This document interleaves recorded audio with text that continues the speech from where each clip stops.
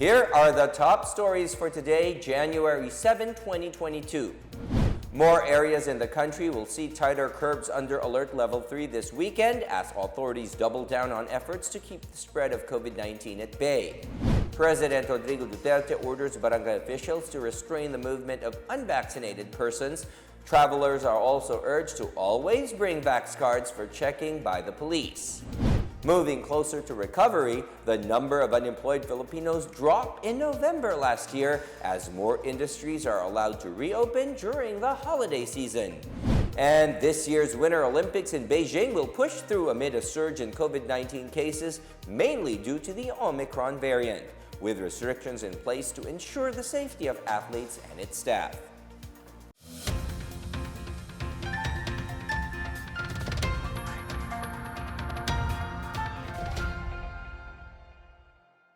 Good day, I am William Theo. Welcome to the PNA Newsroom. This morning, a total of 150,540 doses of government-procured Moderna COVID-19 vaccine arrives at the NAIA Terminal 1. The latest vaccine arrival is enough to administer the first and second dose of the target population.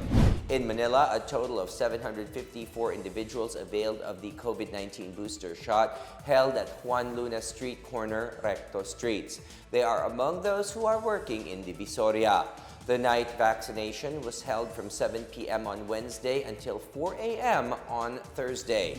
Meanwhile, Angeles City has started the administration of booster shots through its program Sundo Bakuna sa Barangay. The move is part of the city's efforts in response to the COVID-19 pandemic. 5 provinces and 9 more cities will be placed under the more stringent Alert Level 3 status starting Sunday, January 9 up to January 15. The escalation was promoted by the increase in the number of cases in the areas. The provinces are Cagayan, Bataan, Pampanga, Zambales, and Batangas. The cities are Baguio City, Dagupan City, Santiago City, Angeles City, Olongapo City, Lucena City, Naga City, Iloilo City, and Lapu-Lapu City. Metro Manila was placed under Alert Level 3 since January 3 until January 15, while Rizal, Cavite, Bulacan followed suit on January 5. Laguna is also under Alert Level 3 starting today until January 15. President Rodrigo Duterte expressed concerns over the new B1640.2 lineage or the IHU COVID-19 variant. He says the new COVID-19 variant will enter the country whether we like it or not. Experts say the IHU variant, which was first detected in France, has 46 mutations. Dr. Edsel Salvania of the Department of Health Technical Advisory Group said the IHU variant is not yet an official variant of concern nor interest, but a variant under monitoring. He said while the IHU variant has many mutations, it does not show any survival advantage or immune evasion that can be seen in Delta and Omicron variants. The World Health Organization has been monitoring the variant since November last year. Meanwhile, another variant has also been reported in the so-called IHU variant, which was first detected in France last November. May dadating rin ito, whether we like it or not, dadating to. And because we cannot, when a Filipino comes home, you cannot bar him from going back to his country. That's ridiculous. President Rodrigo Duterte ordered barangay captains to restrict the movements of unvaccinated individuals as the country grapples with a sudden spike of COVID-19 infections. The president says he comes up with a decision to restrain unvaccinated people for their safety. I'm now giving orders to the barangay captain to look for those persons who are not vaccinated and just would request them or order them, if you may, to stay put. And if he refuses, he goes out of the house and goes around in the community or maybe wherever magpunta, he can be restrained. And if he refuses, then the barangay captain, being a personal authority, is empowered now to arrest the recalcitrant persons. The barangay captain can also mobilize civilians and adopt them as give them the task officially, probably written, and that converts their status from being a civilian but also a person in authority called upon to assist the persons in authority. They now become agents of a person in authority. Meanwhile, the Philippine National Police reminds all motorists and commuters to always bring their vaccination cards when they travel in and out of Metro Manila and neighboring provinces. PNP Chief General Leonardo Carlos says those without vaccination cards will be barred from entering and will be asked to go back. Arrest and imprison black market sellers of essential medicines. This is the order of President Rodrigo Duterte to the Philippine National Police amid the sudden surge in COVID-19 cases. He said all people involved, including the sales representatives and the store owner, should be arrested without exemption. The manufacture, importation, exportation, sale, offering for sale, distribution, transfer, non-consumer use, promotion, advertising, or sponsorship of health products without proper authorization is prohibited under Republic Act Number 9711 or the FDA Act of 2009. Putting on notice the entire PNP at itong mga and station commanders, any transactions of black marketing of this essential medicines should be arrested. Sabi ko, no exception. Hulihin ninyo ang may-ari. Kung ang sales girl lang, then arrest the owner. No exception. Arrest them and detain them for 24 hours. And I think that is a serious offense, black marketing. This time, if you do that, talagang upakan ko kayo. President Rodrigo Duterte vowed to look for funds to raise the compensation of the volunteer healthcare workers. This as the government is boosting the country's medical manpower sector amid the rise in COVID-19 infections. For President Duterte, the current special risk allowance of medical volunteers, which is at 5,000 pesos, is too small. I think that the 5,000 is masyadong maliit ngayon. Considering the attendant danger to the guys, medyo they should be given more. To those who are entertaining the idea of getting into the role of volunteers, I will raise the amount. Secretary Dominguez is a very resourceful person. Wala naman tayong, nandiyan naman ang World Bank, maghiram tayo kung wala na pera. President Rodrigo Duterte will no longer appoint outsiders in government posts. He said, should any of his appointees resign, he would assign the official who is second highest in rank to take over. The president made this remark after Dr. Eric Domingo resigned as FDA Director General on Monday. FDA Deputy Director General Dr. Oscar Gutierrez was designated as Officer in Charge or OIC. My policy is I do not take outsiders anymore. Kung sino yung second in command dyan sa opisina, departamento na yan, siya ang aakyat. No more outsiders para mas madali. Yung may alam na talaga, are those working permanently there. They are the ones, total pagdating ng bagong administrasyon, mapapalitan o they will be they will go back to the same original position that they have occupied. President Rodrigo Duterte urges the Communist Party of the Philippines and its armed wing, the New People's Army, to allow the government to operate amid the pandemic and calamities. This after he received reports that the NPA terrorists continue to extort the people's cash assistance from the government. Yung ayuda ng gobyerno, balita ko lang, pinupuntahan ninyo, yung ibang report, sabi kinukuha ninyo yung pera, pagkagago naman ninyo. That's stupid. Tulong yan sa kapwa-tao. I'm directing myself to the Communist Party of the Philippines. At this time of our national life, we are having a serious problem. If you cannot cooperate, if you cannot help, then you just stand aside and let the government, allow government to operate. The CPP-NPA is listed as a terrorist organization by the United States, the European Union, the United Kingdom, Australia, Canada, New Zealand, and the Philippines.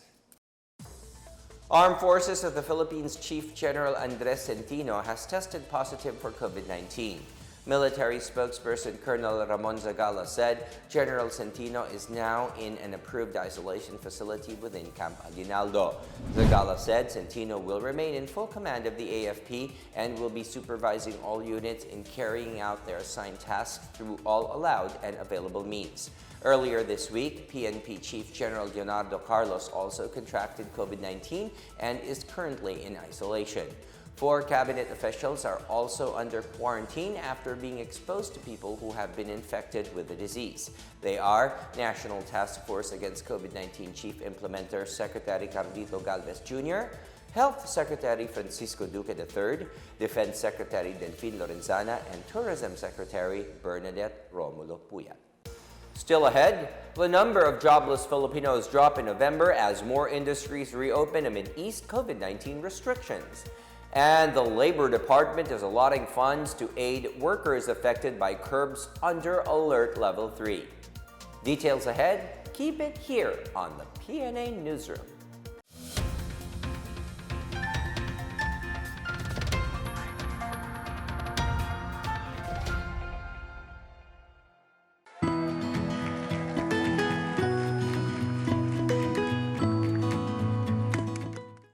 The COVID-19 pandemic has greatly changed our lives for the worse. Lives and jobs were lost and economies reached a meltdown. Thanks to the arrival of safe and effective vaccines, we are one step closer to normalcy. It's time to do our part, get vaccinated for our safety and for our recovery. If you are there in that community, go there and have yourself vaccinated by any of the vaccines available. They are all potent, they are all effective. I would like to appeal to all our kababayans, please get vaccinated against COVID-19 and be the government partner in preventing further spread of the disease. I encourage you to get vaccinated as soon as possible time. These vaccines are safe and they are the key to reopening our society. The need for international solidarity and cooperation cannot be made clearer than this pandemic because everyone is safe. No one is safe globally until everybody is safe. Vaccines work.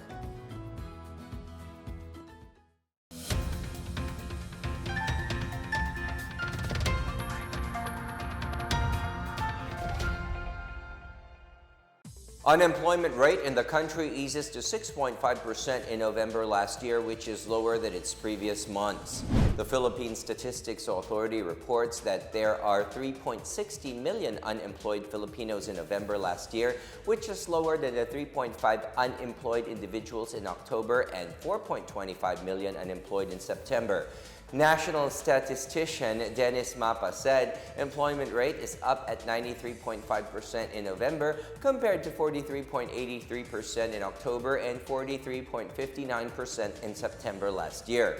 Underemployment, however, slightly increased from 7.04% in October to 7.62% in November.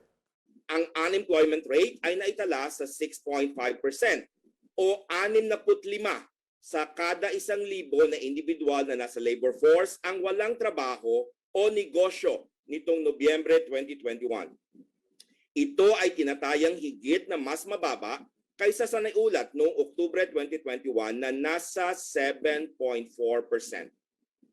Nitong Nobyembre 2021, ang employed persons o bilang ng may trabaho o negosyo ay naitala sa 45.48 million. Ito ay mas mataas kaysa sa naitala noong Oktubre 2021 na nasa 43.83 million at higit na mas mataas kumpara noong Setyembre 2021 na nasa 43.59 million. Malacanang released copies of the law signed by President Rodrigo Duterte on December 10. The said law aims to assist Filipino people and further boost the economy of the country. President Rodrigo Duterte signed Republic Act No. 11598, also known as Cash Assistance for Filipino Farmers Act. The law provides an annual direct cash assistance for small farmers tilling 2 hectares and below of rice land. The President also signed a law reducing the preferential tax rate of 10% to 1% imposed on proprietary educational institutions. Proprietary education institutions refer to any private school maintained and administered by private individuals or groups with an issued permit to operate from the Department of Education or the Commission on Higher Education or the Technical Education and Skills Development Authority. The new law is expected to help private schools hire more teachers and keep existing staff through tax relief. The law that would further open up the Philippine retail sector to more foreign retail businesses was also signed as part of the government's efforts to encourage the entry of more investors amid the pandemic. Under Republic Act 11595 or the Retail Liberalization Act of 2000, a foreign retailer shall have a minimum paid-up capital of 25 million pesos. This is lower than the current 119.67 million pesos.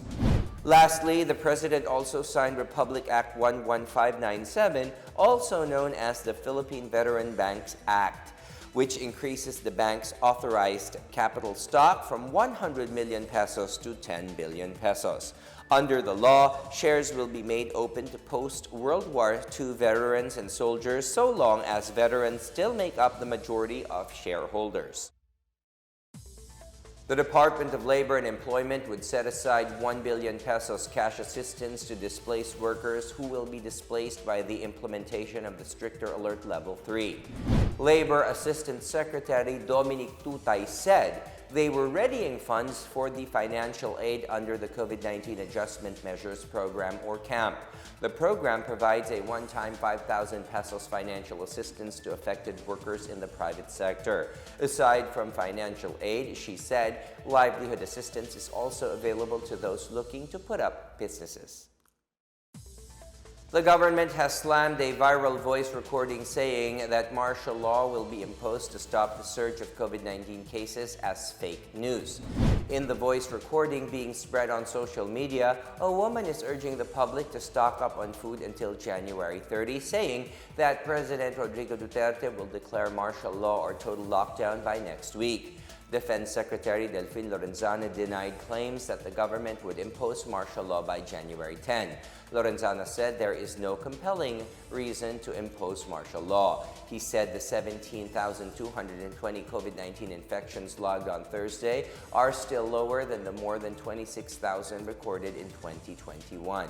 He also said that while the interagency task force is still evaluating the situation, there would be no total lockdown. The Philippine Statistics Authority reports that 1.6 million residents of the province and city of Iloilo have registered for Step 2 of the Philippine ID System or PhilSys. PSA Iloilo said it achieved its target of 1.5 million national ID applicants as of December 31, 2021.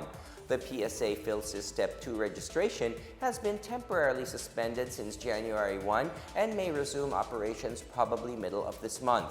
The temporary suspension will also allow their personnel to take short-term break since they continue to render duty even during the holidays. They will also evaluate the performance of their personnel assigned to PhilSys in preparation for the reshuffling of their assignment. They expect by the middle of the year to be able to register resident aliens or non-citizen foreign nationals and amend erroneous data in their systems. Moving on to business news, the Bangko Sentral ng Pilipinas is pushing for effective non-monetary measures to address the impact of Typhoon Odette on prices of necessities. Central Bank Governor Benjamin Diokno cited the need for sustained non-monetary government intervention to ensure adequate food supply and mitigate potential pressures on inflation. Diokno said the impact of the typhoon will likely result in a temporary uptick in the prices of food items and other necessities. At the same time, reconstruction and rehabilitation efforts be essential to support economic recovery and prevent job losses. With this, he believes that inflation for this and next year will stay near the government's 2 to 4% target band. Inflation dropped on December 2021 to 3.5% from months ago 4.2%, bringing the 12-month average to 4.5%. BSP's December 2021 inflation forecast ranges from 3.5 to 4.3%.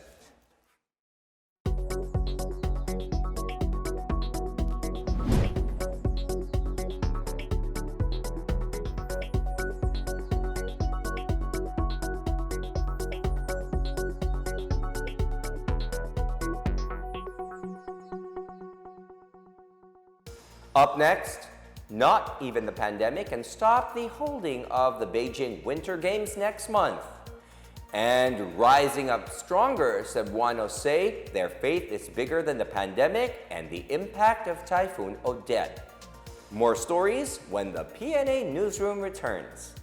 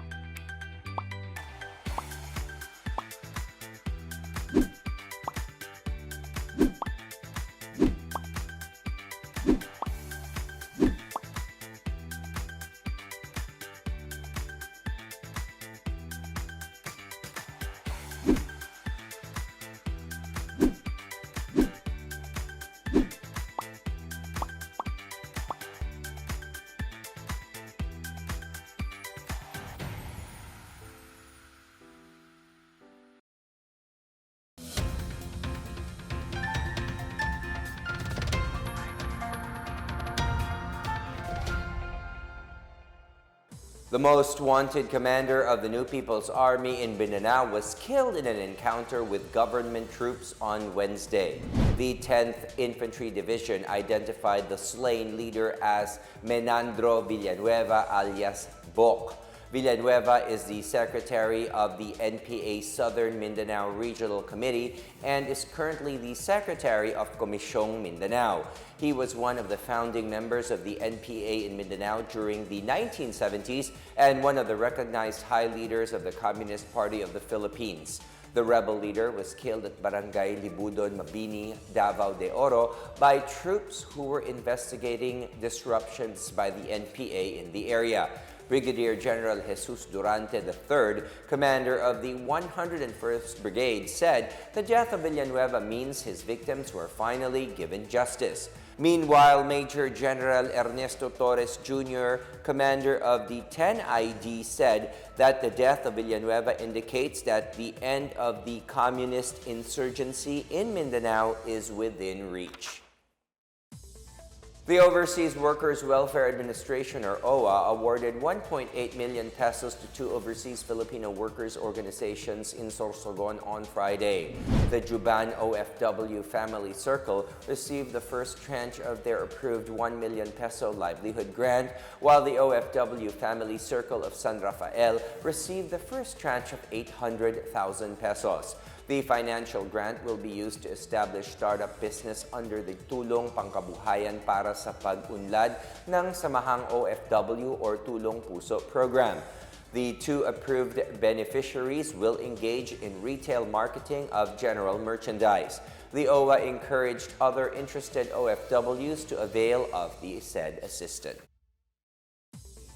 In sports, the Winter Olympics scheduled this year in Beijing is expected to push through despite an ongoing spike in cases of COVID-19 worldwide. In an International Olympic Committee meeting on Wednesday, President Thomas Bach announced that the Beijing Winter Olympics will still happen as scheduled from February 4 to 20. Stricter health and safety protocols will be implemented due to the prevalent cold weather, among which is converging everyone involved in the games inside a bubble. Game-related staff, volunteers, and other crew have begun entering the bubble since Tuesday. Some 3,000 athletes from all around the world will also enter the bubble in the coming days. The Philippines will be represented in the Winter Olympics by alpine skier Asa Miller, who will be participating in the men's slalom and the giant slalom events. Cebuanos continue to show their resilience and tenacity amid the onslaught of Typhoon Odette on top of the COVID-19 crisis by professing their faith in the Holy Child Jesus or Santo Niño. In a New Year's message shared last Tuesday, Mayor Michael Arama said the city celebrated victories against the pandemic after it contained the surge of COVID-19 in October 2021. The aftermath of Odette also displayed the uniqueness of Cebuanos in facing hardships. Rama cited the unwavering faith of Cebuanos in the Santo Niño in addressing their misfortunes. He said the Sinulog Festival must go on to honor the Señor Santo Niño who protects them in facing all odds. As of Thursday, the Visayan Electric Company reports over 186,000 of its customers affected by the typhoon were re-energized, while Sebeco II said they re-energized about 160,000 households or 95% of its franchise. Water is also back in more than 100 barangays. Meanwhile, some service, delivery, food, and essential establishments reopened just this week.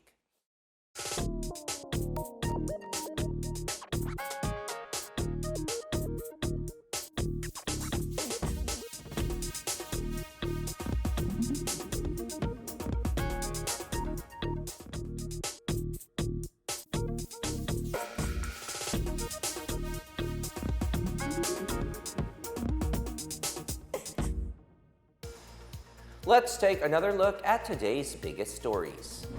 More areas in the country will see tighter curbs under Alert Level 3 this weekend as authorities double down on efforts to keep the spread of COVID-19 at bay. President Rodrigo Duterte orders barangay officials to restrain the movement of unvaccinated persons. Travelers are also urged to always bring vax cards for checking by the police.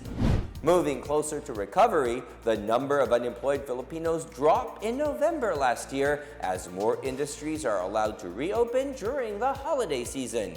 And this year's Winter Olympics in Beijing will push through amid a surge in COVID-19 cases, mainly due to the Omicron variant, with restrictions in place to ensure the safety of athletes and its staff. As Filipinos, we all have a vital role to play in preventing the spread of COVID-19. So remember, wear your face masks and face shields, wash your hands often, practice safe physical distancing, go out only for essential reasons, and get vaccinated as soon as possible to protect ourselves, our families, and the community. Together, we can beat COVID-19.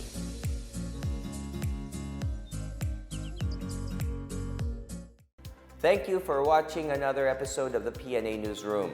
For more news content, check our webpage or log on to the Philippine News Agency's Facebook and Twitter accounts.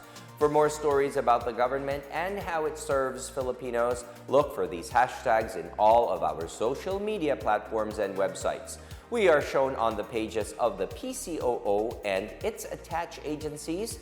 Also, watch us on television on PTV4 and IBC 13. And that's your daily dose of the biggest stories that you need to know from the PNA Newsroom. We tell stories that inspire change. I am William Theo. Good day. Stay safe, everyone.